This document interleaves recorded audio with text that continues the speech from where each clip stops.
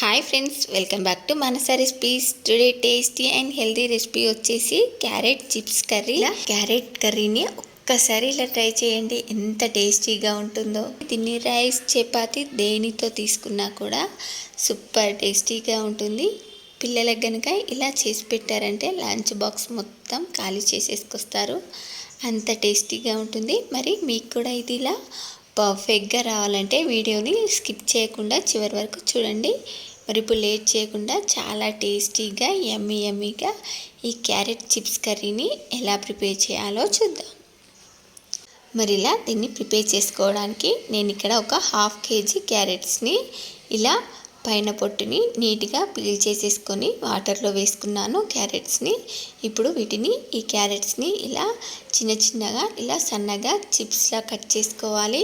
చూడండి, ఇలా క్యారెట్స్ని ఇలా చిప్స్లా మరి సన్నగా కాకుండా మరి లావుగా కాకుండా ఈ మాత్రం మందంలో కట్ చేసుకోవాలి.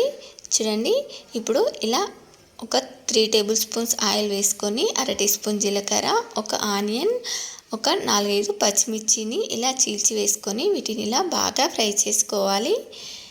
చూడండి, దీన్ని ఇలా బాగా ఫ్రై చేసుకున్న తర్వాత ఇప్పుడు దీనిలోకి ఇలా కచ్చా పచ్చాగా దంచిన వెల్లుల్లి ముద్దని కూడా వేసుకొని దీనిలోకి మీకు టేస్ట్కి సరిపడా సాల్ట్ని యాడ్ చేసుకోండి. నేను ఇక్కడ ఒక 2 స్పూన్స్ సాల్ట్, అలాగే ఒక 1/2 టీ స్పూన్ పసుపుని వేసుకొని ఇవి పచ్చివాసన పోయేంత వరకు ఇలా బాగా ఫ్రై చేసుకోవాలి.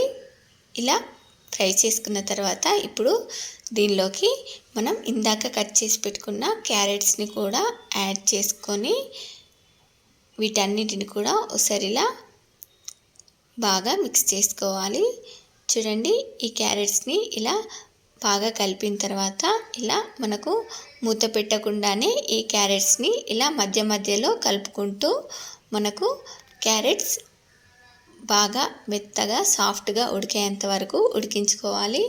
చూడండి, మనకు క్యారెట్స్ ఇలా సాఫ్ట్గా మగ్గిన తర్వాత ఇప్పుడు దీనిలోకి ఒక 2 టమాటోస్ని ఇలా సన్నగా కట్ చేసుకొని వేసుకొని మనకు టమాటో ముక్కలు కూడా బాగా సాఫ్ట్గా ఉడికేంత వరకు ఉడికించుకోవాలి.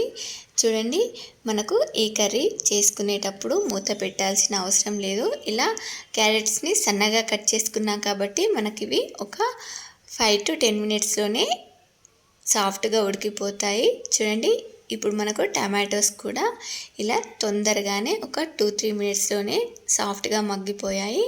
ఇప్పుడు దీనిలోకి ఇక మీకు కారానికి సరిపడా కారంని యాడ్ చేసుకోండి. నేను ఇక్కడ 1.5 స్పూన్ వరకు కారంని యాడ్ చేసుకున్నాను. ఇప్పుడు ఇలా కారం వేసుకున్న తర్వాత దీన్ని ఇలా ఒక 4-5 నిమిషాల పాటు ఇలా బాగా ఫ్రై చేసుకోవాలి.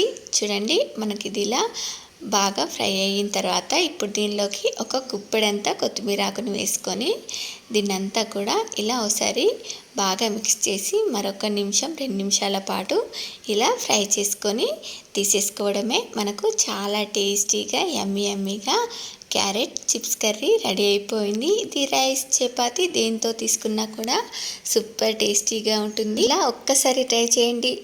క్యారెట్ కర్రీ తినని వాళ్ళు కూడా చాలా ఇష్టంగా తింటారు. అలాగే ఇది లంచ్ బాక్స్లోకి సూపర్ టేస్టీగా ఉంటుంది. పిల్లలైతే మెతుకు కూడా మిగల్చకుండా తినేస్తారు, అంత బాగుంటుంది. ఇది రైస్, చపాతి దేంతో తీసుకున్నా కూడా సూపర్ టేస్టీగా ఉంటుంది. మరి మీరు కూడా ఒకసారి ఇలా తప్పకుండా ట్రై చేయండి. మరి మీకు ఈ రెసిపీ కనుక నచ్చినట్లయితే మా ఛానల్ని లైక్ చేయండి, షేర్ చేయండి. మరిన్ని టేస్టీ అండ్ హెల్దీ రెసిపీస్ కోసం మానసా రెసిపీస్ ఛానల్ని సబ్స్క్రైబ్ చేసి దాని పక్కనే ఉన్న బెల్ సింబల్ని క్లిక్ చేయండి. Thank you for watching my video.